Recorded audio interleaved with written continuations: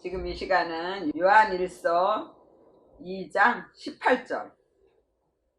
아이들아, 이것이 마지막 때라. 적그리스도가 이르겠다 함을 너희가 들은 것과 같이 지금도 많은 적그리스도가 일어났으니 이러므로 우리가 마지막 때인 줄 아노라 그랬어요. 요 때가 어느 때냐면 예수님의 제자인 요한의 때예요. 그런데 그러니까 마지막 때에 적그리스도가 일어날 것이다 라고 예언이 되어 있거든요. 그러니까 그리스도라는 뜻은 나에게 기름을 붓고 문지르고 포옹을 하고 어루만져 가지고 나를 변화시켜 주시는 말씀이거든요. 그런데 적그리스도는 적이란 말이에요. 반대.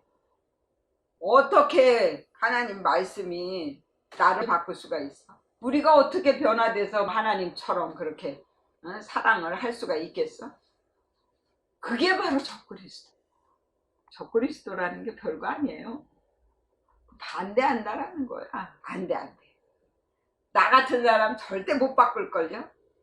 이게 적그리스도야. 하나님을 아주 정말 하찮게 여기는 거지.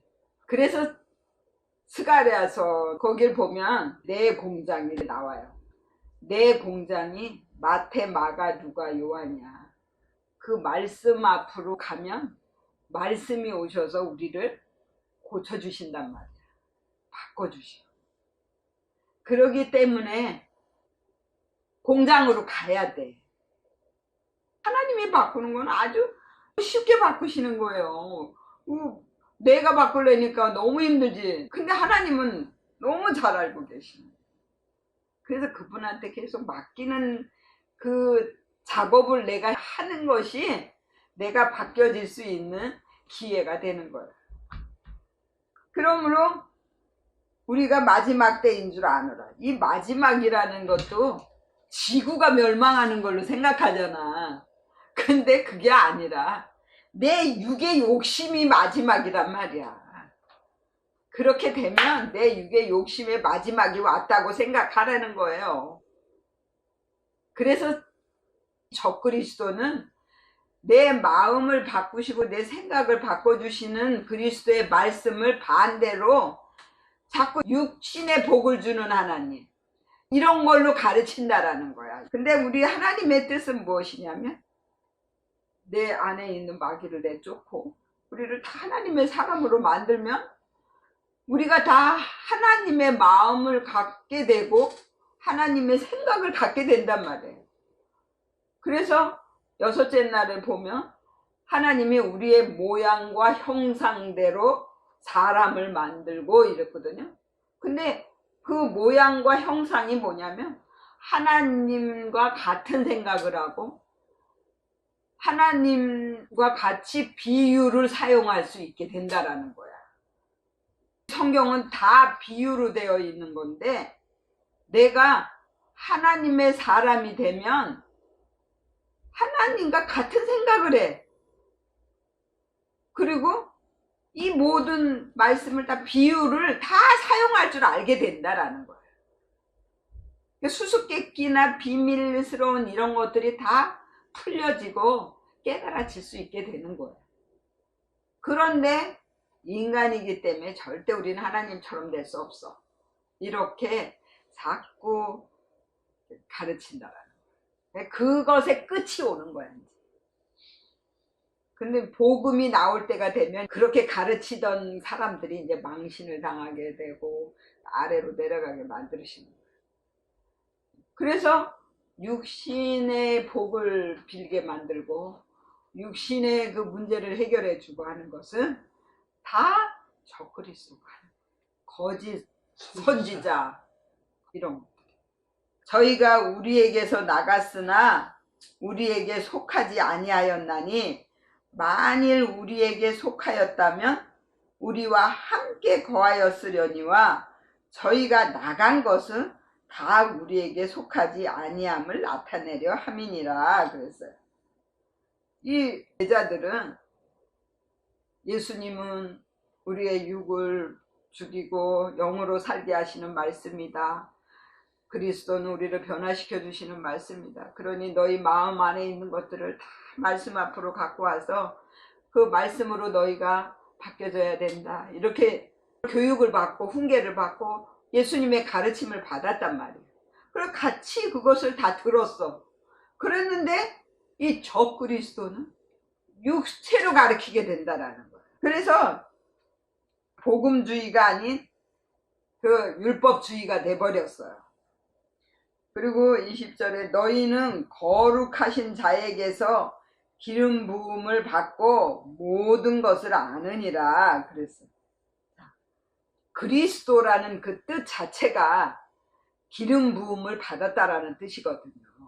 그러니까 우리를 거룩한 하나님의 아들로 만드시는 것이 그리스도의 말씀인데 그 말씀이 내게 기름을 부어서 우리가 그 말씀을 알게 된다라는 거예요.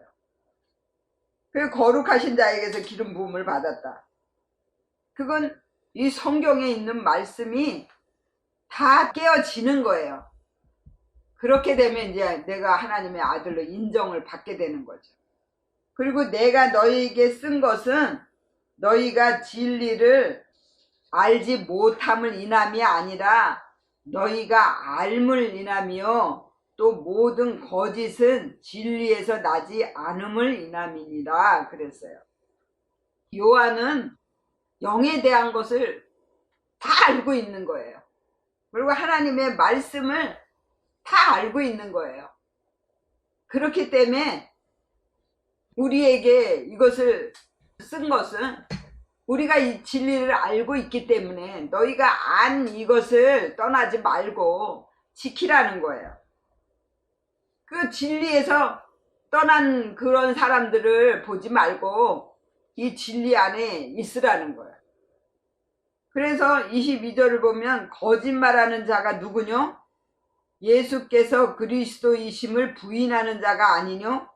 아버지와 아들을 부인하는 그가 적그리스도니 그랬어요. 예수를 하나님의 아들로 인정을 하질 않아. 그리고 예수가 곧 그리스도거든요. 예수는 내 안에 있는 육의 욕심을 죽이게 하고 영으로 살게 하는 말씀이란 말이에요. 그리스도는 나를 변화시켜 주시는 말씀이야. 그래서 예수가 그리스도라는 거예요. 근데 그거를 인정을 하지 않는 거야. 2000년 전에 죽은 예수만 생각하면 지금의 나하고 무슨 상관이 있어? 그 예수가 지금도 내 안에서 역사를 해야 되잖아. 근데 그 예수는 예표로 오셨고 본으로 오셨고 증표로 오신 거야. 그래서 십자가에 죽는 그 표를 우리에게 본으로 보여주기 위해서 오셨다라는 거예요. 근데 예수가 죽었기 때문에 나는 그냥 믿기만 하면 구원받아. 그리고는 자기 안에는 화가 가득하고 그 욕심이 꽉 차 있고 영심, 자존심이 꽉 차 있어. 그런데 어떻게 거룩한 성전이 되고 하나님이 들어오셔서 거할 수 있는 교회가 될 수 있냐고. 그럼 예수님이 죽은 것을 본으로 보여주셨으니까 나도 따라 죽어야 되는 거 아니냐고.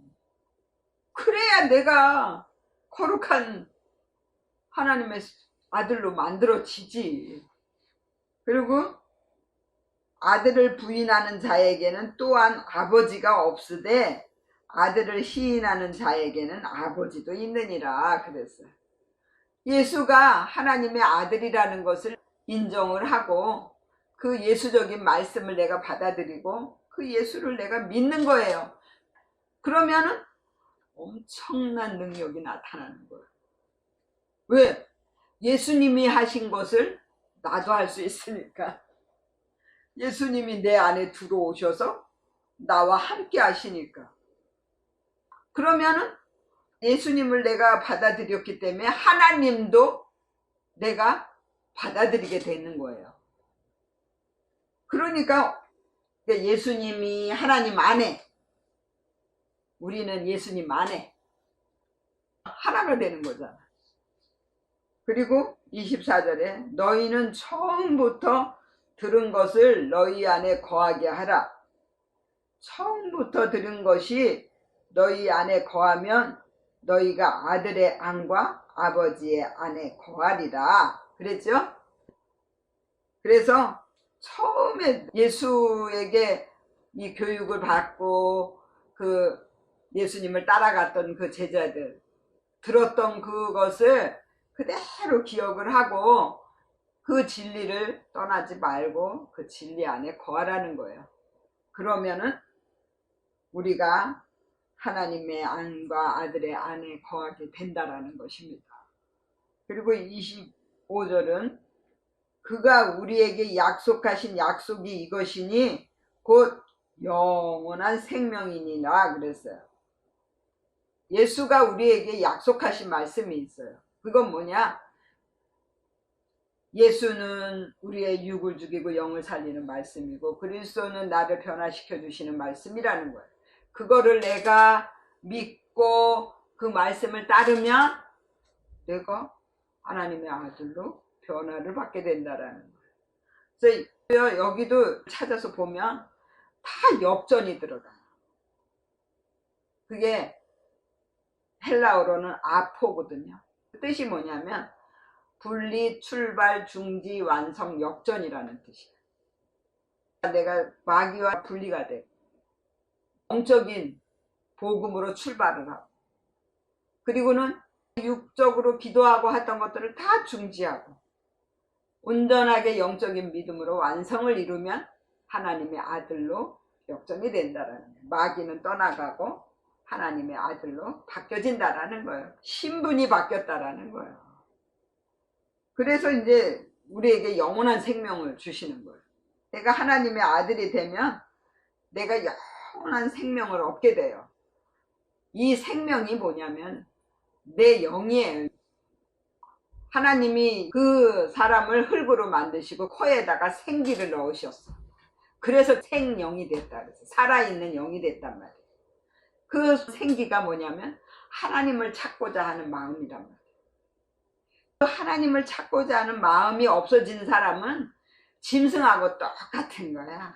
근데 하나님을 찾고자 하는 마음을 갖는 살아있는 영은 늘 보이지 않는 하나님을 찾고 그 보이지 않는 세계를 위해서 사는 거예요. 그리고 26절을 보면 너희를 미혹해 하는 자들에 관하여 내가 이것을 너희에게 썼노라 그랬어요. 미혹해 하는 자가 뭐냐면요, 믿는 자나 안 믿는 자나 인간이기 때문에 절대로 하나님처럼 살 수 없어. 그렇게 우리를 미혹해 하는 거예요. 그러니까 우리가 무슨 힘으로 거룩하게 돼? 근데 하나님이 하시면 하실 수 있다고 그러셨어요. 하나님이 나를 바꿔주시면 우리도 모든 사람을 하나님의 마음을 가지고 사랑할 수 있게 돼요. 원수도 사랑할 수 있게 돼요. 삶에서 십자가만 잘 이루면 모든 사람을 다 사랑할 수 있게 된다니까요. 어려울 것 같지만 하나님이 아주 쉽게 할 수 있도록 만들어 놓으셨어. 예수님이 내 안에 오시는 거 나는 아무것도 할 수 없어요. 하나님이 해주세요 하고 맡기면 된다 그랬잖아요. 그럼 하나님 말씀이 오신다니까. 그럼 개념이 바뀌는 거예요. 내 육의 욕심이, 내 육적인 것들이 완전히 끝이 오는 거예요. 그러니까 하늘, 내 꼭대기가, 내 생각이, 개념이 완전히 바뀌어져 버려요. 그래서 이 기본 틀을 바꾸시는 거예요, 하나님. 그래서 온히 하나님만 바라볼 수 있게 만드신다라는 거예요. 그러니까 종말은 다 그런 식으로 오는 거예요. 이 세상 종말이 아닙니다. 내 종말이야. 그리고 27절에 너희는 주께 받은 바 기름 부음이 너희 안에 거하나니 아무도 너희를 가르칠 필요가 없고 오직 그의 기름 부음이 모든 것을 너희에게 가르치며 또 참되고 거짓이 없으니 너희를 가르치신 그대로 주 안에 거하라 그랬어요. 그냥 우리가 말씀 안에만 거하면 하나님이 영적인 말씀을 열어주셔서 깨닫게 해주시는 거예요. 그래서 그렇게 내가 열려질 때까지 주 안에 거하는 거야. 그냥 말씀 안에 가만히 있으면서 나 만들어질 때까지 기다려야 돼요.